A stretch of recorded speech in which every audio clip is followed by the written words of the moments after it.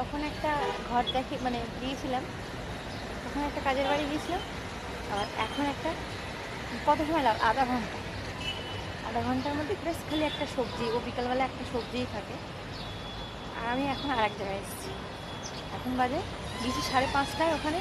তাও তো কথা ভিডিও করতে করতে আরও 10 মিনিট, মানে 5:40-এ গিয়েছি। ওখান থেকে বেরিয়েছি 6:20-তে, এখানে এসেছি 6:29, সরি হ্যাঁ 6:29। তো এখানে বেশি না, দুটো রুটি বানাবো, আছে সকালবেলা বানিয়ে দিয়ে গেছিলাম, সবজি আসছে। তো এই জায়গাটা তোমরা অনেকবার দেখেছো, অনেকবার, তবুও একবার দেখাই। আমার খুব পছন্দের জায়গা, আমি আসলেই আগে এই জায়গায় দাঁড়াই।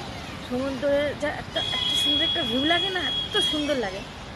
আর এখানে আরও আছে, এখানে আমরা এখন বর্তমানে এমনই একটা জায়গায় আছি, মানে এখন না, এখান থেকে তো 6 বছর ধরে আমরা রয়েছি, কিন্তু এই জায়গাটা 6 বছরের ভিতরে এত একটা পরিবর্তন হয়ে গেছে। এমন, এখানে এয়ারপোর্ট হলো, অটল সেতু যে বড় ব্রিজটা, ব্রিজের ব্যাপারে অটল সেতু সার্চ করলে সবাই জানতে পারবে, উঠবে, সেটা সার্চ করলে সবাই জানতে পারবে কেন এত কস্টলি হয়ে গেছে আমাদের। আপাতত আমরা যে ঘরটা এখন ভাড়া থাকি, সেটা এখন আমার প্রায় 7,500 টাকা পড়ে যায়, প্রায় মানে 500 টাকা প্রায় আমার দিতে হয়।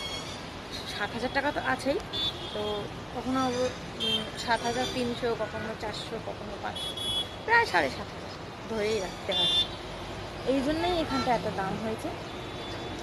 এয়ারপোর্ট চালু হয়ে গেছে, শুধু ভিউটা দেখাচ্ছে, দেখেছো তোমরা অনেকবার, তবু আমি এখন বলে দেখাচ্ছি। এই যে এটা সমুদ্র, আর ওই দেখো এটা হচ্ছে জিওর অফিস, মুকেশ আম্বানির জিওর অফিস। এটা এই জায়গাটাই নাকি পুরোটাই মুকেশ আম্বানির। ওই যে শিব মন্দির, ওখানে আমরা পুজো দিতে আসি, শিব মন্দির অনেক বড় এই মন্দিরটা।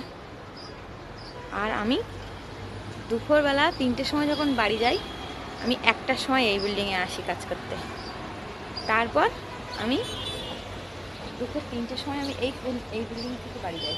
আর আমি আপাতত যেখানে দাঁড়িয়ে রয়েছি, এখানে আমি সকাল 8টায় আসি, আর আমি 12 তলায় রয়েছি, 12 তলায়। এখান থেকে পড়লে আমি ছাতি হয়ে যাবো। ভিউটা দেখছো?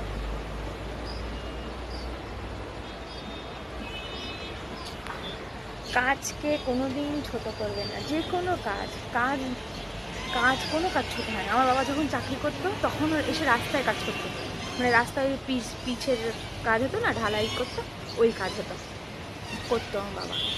আবার বন্ধুদের সাথে মাঠে পাট কাটতে যেতে দেখেছি, ধান কাটতে যেতে দেখেছি বাবাকে। তারপরে পাট ধুতে দেখেছি, পাট কাটে বার করে, ওগুলো করতে দেখেছি। তা আমার বাবা পুলিশে চাকরি করতো।